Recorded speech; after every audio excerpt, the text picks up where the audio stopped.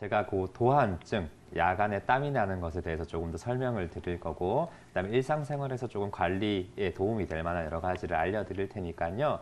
한번 잘 네, 들어보십시오. 일단 네, 도한증 같은 경우는 아까도 설명드렸지만 이 밤에 특히 잘 때 나는 땀을 도한증이라고 하고요. 요걸로 뭐 병원을 가 보셨으면 아시겠지만 특별하게 양방에서는 이제 치료 목표로 잡는 경우는 좀 드뭅니다. 일반적인 다한증의 일종으로 보고 크게 치료를 위해서 이렇게 치료 목표로 잡는 경우는 드물지만 이 한의학에서는 이 도한증 자체를 치료 목표로 잡기도 하고 또한 이 도한증이 단순히 땀이 나고 내가 몸이 젖고 이런 증상뿐만이 아니라 이 몸의 밸런스가 상당히 많이 깨져 있다는 신호로 좀 받아들이기 때문에 여러 가지 증상과 더불어서 이 도한증을 치료하는 경우가 많습니다.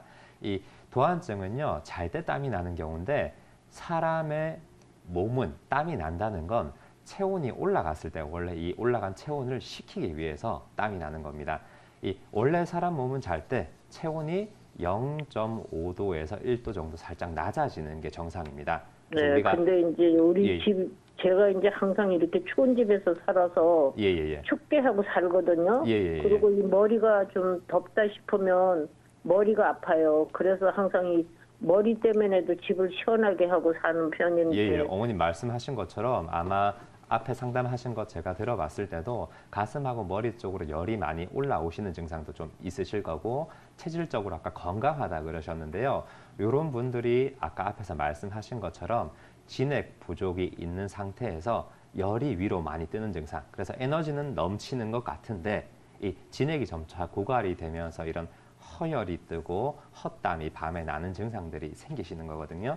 그리고 이런 게 네, 오래 될 경우에는 이 땀이 계속 나가게 되면 진액 고갈이라고 해서 이 만성 소모성 질환으로 몸이 점차 허해지게 됩니다.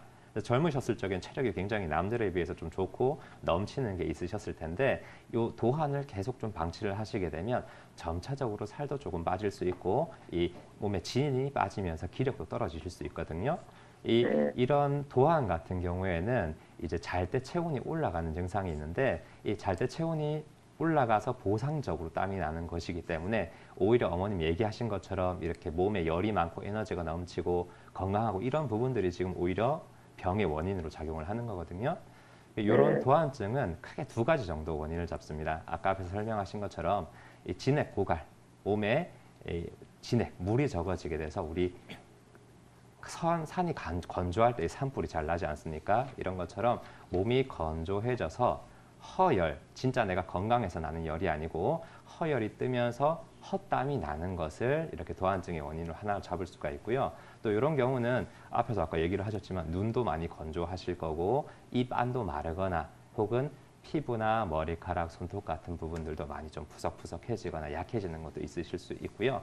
또 이런 부분들은 좀 만성적으로 음식 섭취를 조금 가려서 하시는 것이 좋습니다. 특히 진액을 보태줄 수 있고 몸에 윤기, 기름기를 보태줄 수 있는 견과류라든지 특히 호두 이런 부분을 좀 꾸준히 섭취를 해주시는 것이 도움이 될 거고요. 또 하나 네, 이런 도안의 원인으로 하나로 잡는 것은 이 스트레스로 인해서 한방에서는 스트레스로 인한 질병들을 이 소양병이라고 카테고리를 잡거든요. 근데 이 스트레스로 인해서 몸에 안쪽에 화가 생기고 또한 이런 생체 시계에 리듬이 깨지면 낮에는 자연스럽게 체온이 올라가고 에너지가 올라가고 하는 것이 정상이고 밤에는 오히려 몸이 좀 진정되고 가라앉고 아까 말씀드린 대로 체온이 살짝 떨어져야 되는데 이런 부분들이 교란이 되면서 밤에 오히려 체온이 더 올라가고 더 각성되고 더 긴장돼서 이 땀이 나는 것도 이 도안증의 원인의 하나가 될 수 있거든요. 그래서 혹시나 좀 예전에 스트레스를 많이 받으셨다든지 속을 좀 끓이셨다든지 그런 게 있으시다 그러면 꾸준히 유산소 운동을 통해서 관리를 해주시는 부분도 좀 필요하고요. 그다음 뭐 한약재로는 시오나 바나 황금 같이 가슴을 열어주는 약재들을 좀 사용을 하시게 되면 도안이 좀 줄어들 수 있습니다. 이 도안증이 아까 말씀드린 것처럼 그거 자체는 불편하시긴 해도 크게 위중하거나 크게 이 위급한 질환은 아닙니다. 근데 이거를 오래 방치하시게 되면 이 만성 소모성 질환으로 이 진행이 될 수 있기 때문에 앞에서 말씀드린 것처럼 좀 꾸준히 치료하시고 이 견과류 같은 것도 많이 챙겨 드시고 그렇게 관리를 하시면 앞으로 더 건강하게 좀 지내실 수 있을 것 같습니다.